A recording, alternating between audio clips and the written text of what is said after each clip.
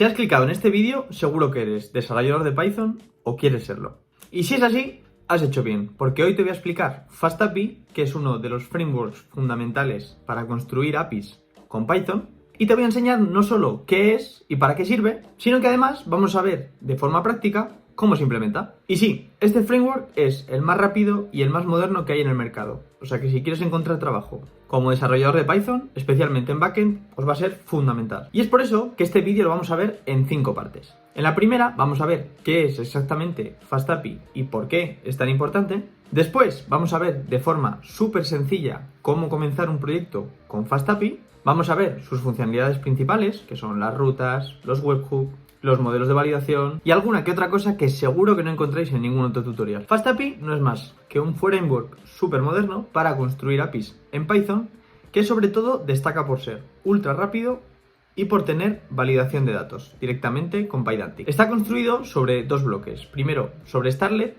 para el tema de las peticiones asíncronas, porque sí, esto no es como Flask. Aquí se pueden hacer endpoints asíncronos. Y por otro lado, Pydantic para la validación de datos. Y no es que te diga yo que este es el mejor framework para hacer APIs en Python, sino que las grandes empresas como Microsoft, Amazon, etcétera, es el que utilizan. Pero basta de cháchara y vamos al lío. En este caso, yo voy a estar utilizando Visual Studio, pero bueno, que lo vais a poder hacer igual para cualquier otro. Lo primero, vamos a crear un entorno en Python, que a mí me gusta hacerlo con Conda, pero bueno, vosotros podéis hacer con el que estéis más cómodos, vamos, y lo vamos a crear con la versión de Python 3.12. Y con el entorno listo y activado, vamos a instalar dos paquetes. Primero, obviamente, el paquete de FastAPI, y luego un segundo paquete que se llama Ubicon, que es con el que vamos a arrancar nuestro servidor en el backend. Y mientras esto se va instalando, vamos a ir creando aquí un archivito que va a ser la base de nuestra API, que lo vamos a llamar main.py. Y aquí vamos a crear el primer endpoint con el que vamos a probar. Para ello es tan sencillo como de FastAPI importamos el objeto FastAPI y vamos a crear una cosa que vamos a llamar app, que es una instancia de este objeto de FastAPI. Y sobre esta instancia de app es donde vamos a ir configurando la ruta. De momento vamos a hacer una ruta de pruebas que va a ser un get en la raíz y vamos a crear una función que vamos a llamar readRoute y aquí vamos a devolver, por ejemplo, este mensaje de hola mundo. Guardamos. Y ya que se ha instalado el paquete, simplemente habría que levantar el servidor. Que para esto vamos a hacer. Vamos a limpiar la terminal primero. Ubicon, le indicamos el nombre del archivo, que es main, y dentro de este archivo, cómo se llama la API. En este caso, le hemos puesto app. Y le vamos a pasar un segundo parámetro, que es reload, para que cada vez que apliquemos un cambio, automáticamente lo actualice y no tengamos que apagar el servidor y volver a arrancarlo. Y listo, ya tenemos nuestro backend corriendo en este puerto. Si lo abrimos, vais a ver que al hacer la petición a la raíz, me devuelve el mensaje de Hello World. Y aquí viene una de las primeras cosas que es diferencial en FastAPI respecto al resto de frameworks. Y es que, si tú te vas a Paradox, vas a ver que por defecto te crea un Swagger con las rutas. Y en estas rutas vais a ver que a todos los parámetros le vamos a poder dar una descripción, una propia descripción a la ruta. Y de esta forma es muy útil para hacer pruebas, debugging, etc.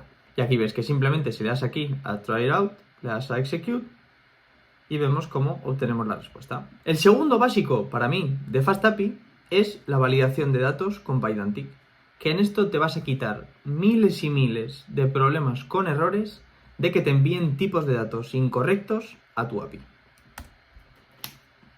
Que esto simplemente de Pydantic vamos a importar el base model y aquí es tan sencillo como crear una clase. Mira, vamos a crear por ejemplo una clase item mismo que va a heredar de base model.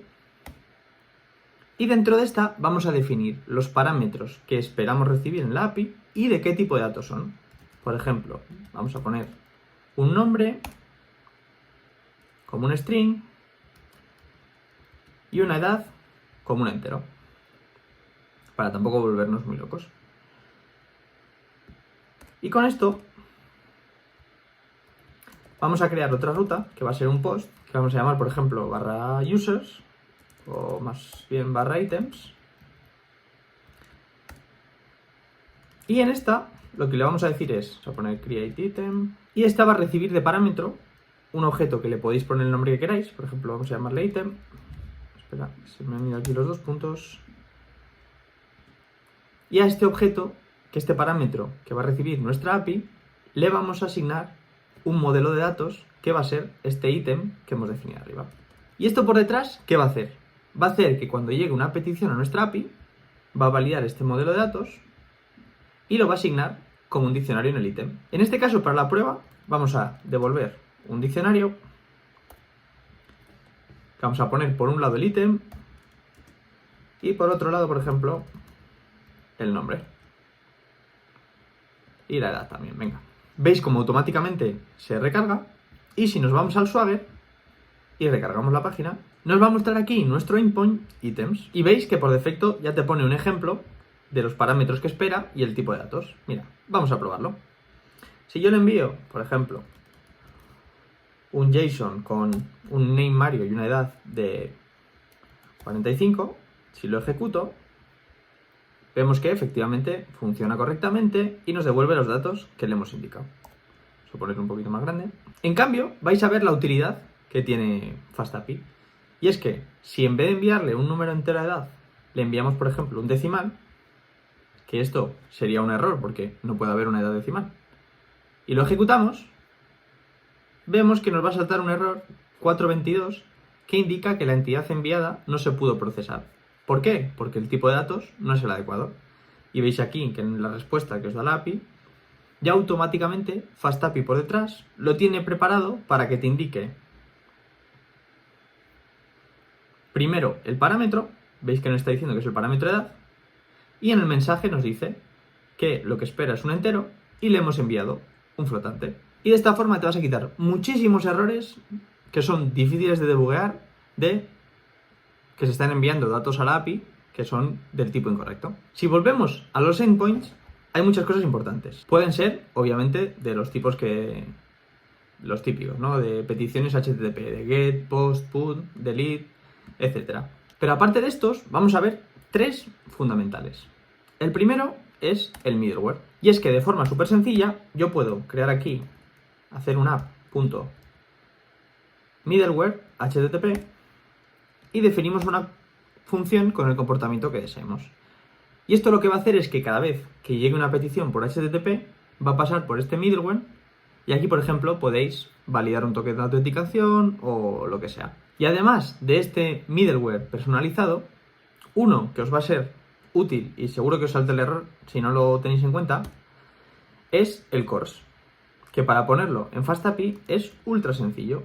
Simplemente de FastAPI middleware CORS importamos CORS middleware y para configurarlo es tan sencillo como hacer a app le llamamos a add middleware y le añadimos el CORS y simplemente le indicamos pues, los típicos parámetros del CORS, ¿no? De qué orígenes permitimos, si permitimos credenciales, los métodos que permitimos, los headers, que esto ya lo podéis configurar como queráis. Además de estos básicos, tenéis otros dos que se comenta muy poco, pero que en función de la aplicación pueden ser muy útiles. Y es que tenéis un método que se llama onEvent, donde le podemos indicar, por ejemplo, si le pasamos startup, podemos definir la función que se va a ejecutar una vez se arranque la aplicación. Vamos a hacerlo con una prueba. Si volvemos a arrancar la aplicación, vemos que nos arranca el servidor y aquí nos va a mostrar el mensajito de que la aplicación está arrancando. Aquí lo veis. Y de la misma forma que podemos indicarle un método para el arranque, que esto puede ser útil, por ejemplo, para levantar una base de datos o lo que sea, podemos hacer lo mismo, pero a la hora de cerrar. Y simplemente sería lo mismo. onEvent, lo único que en lugar de startup vamos a utilizar shutdown y le indicamos el evento de cierre. Y vais a ver que si ahora cerramos nuestra API, nos muestra el mensaje de que la aplicación se está cerrando. Y aparte de todo esto, tenéis otros muchísimos métodos, tanto para validar de tokens tipo JWT y esas cosas que ya tiene FastAPI por defecto. Pero yo lo último que os quería enseñar en este vídeo, que sobre todo para aquellos que tengáis que hacer una aplicación en real time, os va a ser muy útil, que es el tema de los WebSockets. Que estos WebSockets, para los que no lo sepáis, lo que nos permiten es mantener una conexión abierta, por ejemplo, entre nuestro front y nuestro back, para enviar, por ejemplo, peticiones en real time. Y aquí para usarlo, os voy a poner un ejemplo súper sencillito, pero simplemente de FastAPI te importas WebSocket y para definirlo, aquí lo que vamos a hacer es definir una lista de clientes conectados para después enviarles la información y vamos a crear un WebSocket en la ruta que queramos, por ejemplo esta de aquí, le indicamos un parámetro WebSocket que va a ser el objeto WebSocket de FastAPI y lo que hacemos es, primero, cuando un front o la aplicación que sea que vayamos a enviarle los datos en real time nos solicite una conexión, se la aceptamos, le añadimos a la lista de los clientes que están conectados a nuestro WebSocket y simplemente comprobamos que esté activo y si no está activo lo quitamos de nuestros clientes conectados. Súper sencillito. Y lo ultimísimo que quería enseñaros de FastAPI es que si, por ejemplo, tenemos una aplicación que escala mucho, obviamente en lugar de 4 o 5 rutas como tenemos aquí, vais a tener muchísimas más. Y como en todo proyecto, lo suyo es que tengamos una estructura de carpetas que sea mucho más fácil de trabajar con ella y, por ejemplo, si otros necesitan ver nuestro código. Para ello, lo que vamos a hacer es, en SRC, vamos a crear una carpeta SRC y otra carpeta que vamos a llamar rutas. Esta es la estructura que me gusta darle a mí, pero podéis darle la que queráis. Y vamos a crear un nuevo archivo, por ejemplo, y vamos a decir que vamos a meter aquí las rutas de autenticación.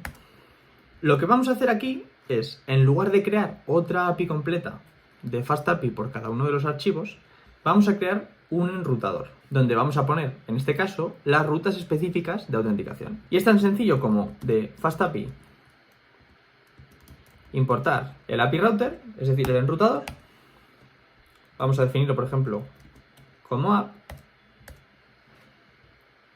Y aquí vamos a crear las rutas de autenticación. Por ejemplo, vamos a crear un login. Sería esta ruta de login. Y para conectar estas rutas con lo que sería el completo de nuestra API, es tan sencillo como venirnos al archivo principal y de src routes authroutes vamos a importar ese router, por ejemplo, como authroutes.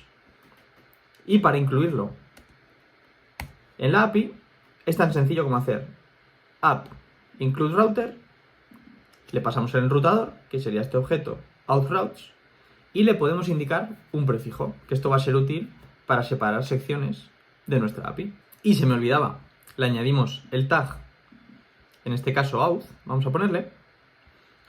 Vais a ver dos cosas. La primera es que en función del tag nos divide el Swagger por bloques, que esto también es muy útil si vais a hacer debugging.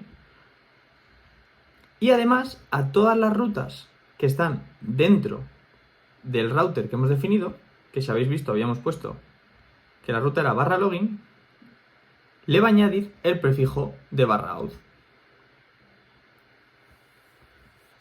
Y de esta forma es mucho más sencillo de identificar y de segmentar las rutas por funcionalidad. Y como veis, FastAPI pues no es solo un código, sino que se trata de un framework súper rápido que incluye documentación y validación de datos y que es el framework moderno para desarrollo de APIs por excelencia. Y sí, esto es un paso fundamental en tu ruta si quieres ser desarrollador de software, sobre todo para los backend. Y si te ha gustado el vídeo, no olvides suscribirte y darle un like. Y déjame por comentarios qué te gustaría ver en próximos vídeos. Y si quieres ver cómo poner una API en producción en Azure, estate atento al canal y suscríbete porque os voy a subir el vídeo en nada. Y como siempre, yo me despido. Adiós.